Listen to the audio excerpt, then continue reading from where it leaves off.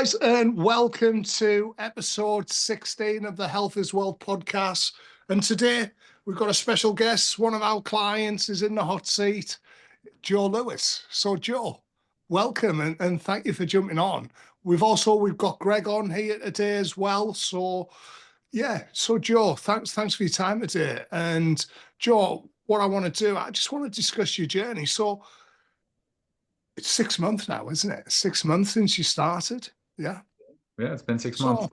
And it's been amazing watching your journey. Working with you over the last 6 months, you've achieved some incredible results, both physically and mentally. And so, Joe, what made you jump on? What made you come on board with us at evidence-based coaching? What was the big driving force behind it? Well, so I think I made the same mistake that a lot of people make, which is you remember that you used to work out a long time ago and you think you just need to do the things that you did when you were young. I was former military, and so I was a professional athlete for almost 8 years of my life. And so I started working out as a stress management, stress mitigation effort. And after almost 6 or 8 months, I had hit a really awful plateau. I had stopped losing weight. I wasn't making any more progress, and I was getting extremely frustrated.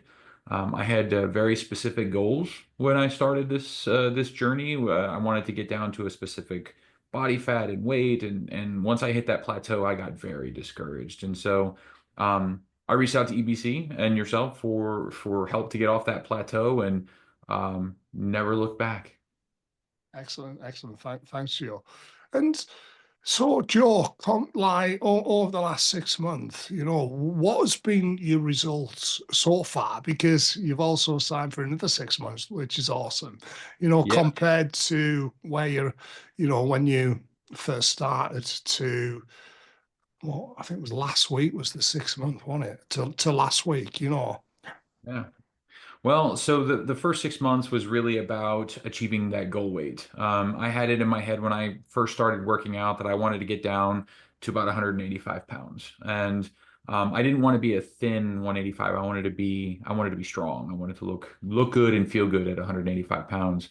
And in 6 months, we blew right past that. Especially when we got into photo shoot prep, I got all the way down to about 180 pounds. But lean, muscular, 180, which I feel really good about. And so, looking into the next 6 months, we're adjusting kind of my expectations in terms of what goals are. And so, looking to pack on some lean muscle mass, continue the journey and continue setting goals for myself. I think that's really important. Especially, Craig, you and we threw a dart at the calendar and said, we're going to have a photo shoot by this day. And doing that and just selecting the day really gave me a heightened sense of discipline and effort that I think just having a goal, that's the only thing that can really give you that. Yeah, and I think it's very important that we do have a goal, because I'll give you an example, like myself, when I done my photo shoot and afterwards, I was a bit like, what's next? What do I focus on next? And it's so easy for people to get out of the momentum, to lose interest as such sort of thing, and I think by constantly having something to work towards, and I suppose what this can, for some people, a lot of it is a why, why they actually doing it, what is, is it they want to be around for the family, or they don't want to end up, like with diabetes, or, everything that, being overweight, the complications it can cause for our health. And being like an executive like yourself, and we have Greg on as well. And how have you found life fitting things in? How have you found the process of fitting it into your lifestyle? Because you've changed jobs as well, haven't you? And in between that, you've had a vacation, and you know. Yeah, well, something you said last podcast really stuck with me is motivation is fleeting, but commitment is enduring, right? And so for me, it's easy to get motivated, especially at the beginning, especially when you start to see the numbers tick off the scale. But really, it's that commitment to sticking it through even when it gets tough.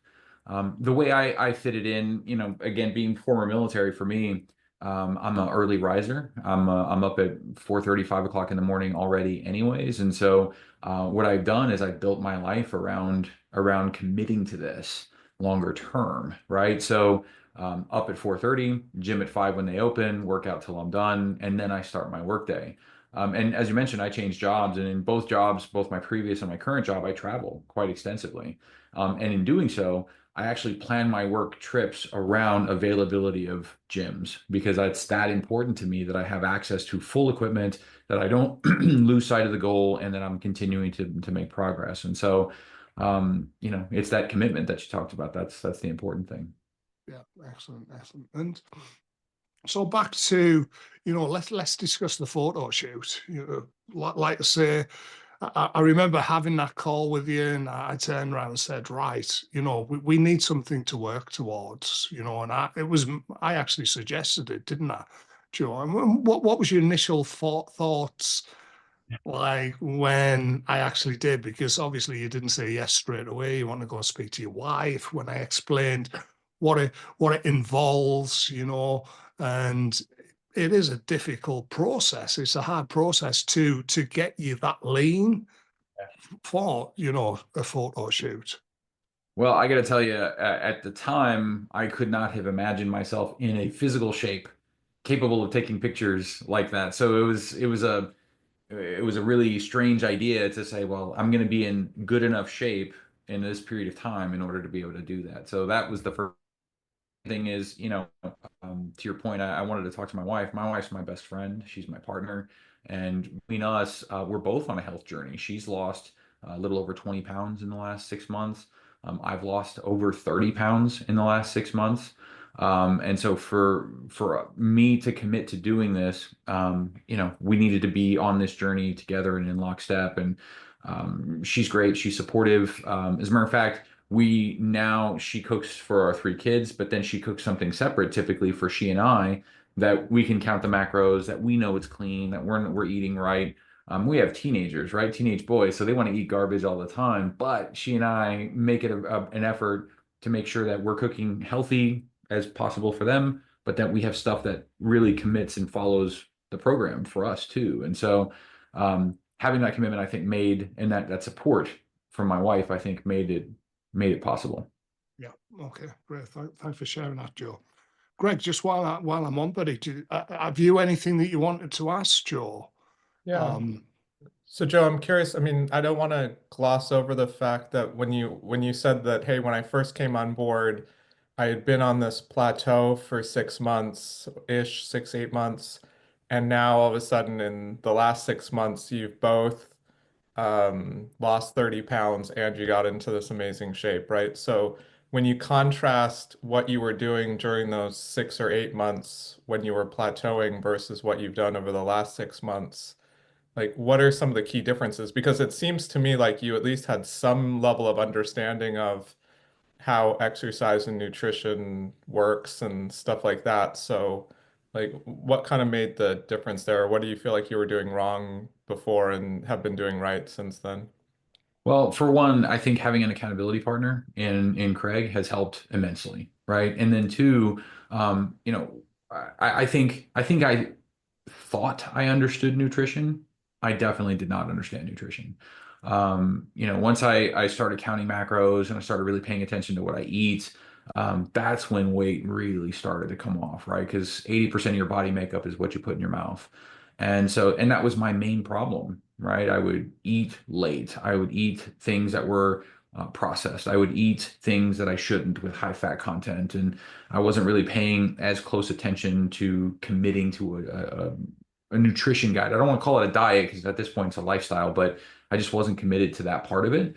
And it showed. It showed in everything I did. I put on a lot of muscle weight really, really quickly. So I was extremely top heavy, but it came with a lot of body fat. And trying to break that cycle really just got down to a commitment to the nutrition and an accountability partner with Craig. Okay, excellent, excellent. And so, Joe, what aspects of the journey have you enjoyed most, would you say? Well, I mean, I would be lying if I didn't say that the thing I enjoy the most is the way my wife looks at me now.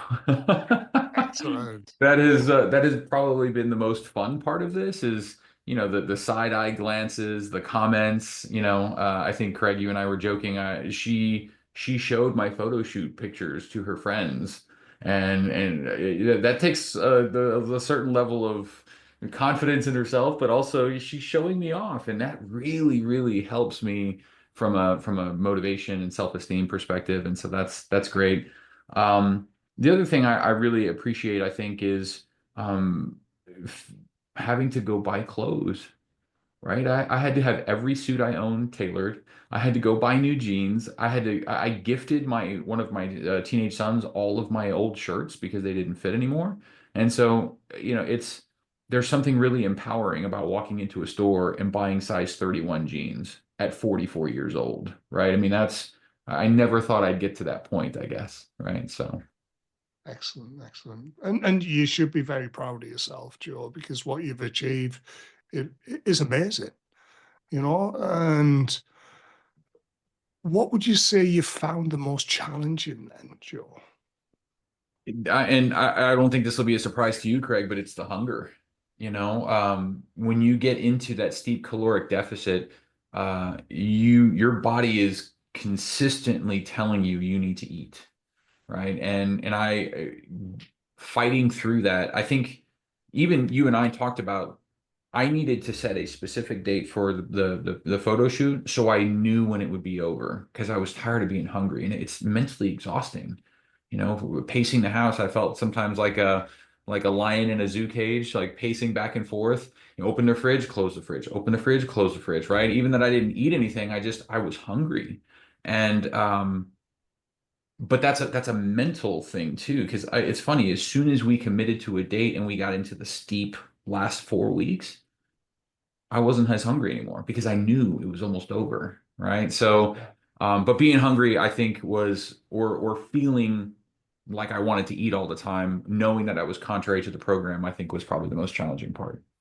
Yeah, and we made a few tweaks to your nutrition as well, which really I feel really helped, didn't it? You know, adding that extra meal in, Yep. splitting the meals up over the course of the day, and making sure you had something on an evening. Because what you were finding was you were having that last meal, that dinner, let's say 6, 7 p.m., and then nothing for 2 or 3 hours before bed. And that's when you were getting a bit fidgety, a bit agitated, and Oh, yeah. And this is something I'd recommend to everyone, you know, all you guys who are watching this, is try and make sure you've got something for a snack later in the evening, because when the family starts to bring the chips out and and the sweets and things like that, the candies, that's when it gets difficult, you know. And the best way to do this, as you know, which you're probably sick of me saying it, plan it ahead of time. You know, if it's in there, if it's in MyFitnessPal or whatever you're using to track your nutrition, you know you know you've got it as well. And yeah. and Talking about that, about splitting meals. I'm sorry to interrupt you, but eating every 2 or 3 hours really, really helps, right? So up after I work out, I eat my first meal.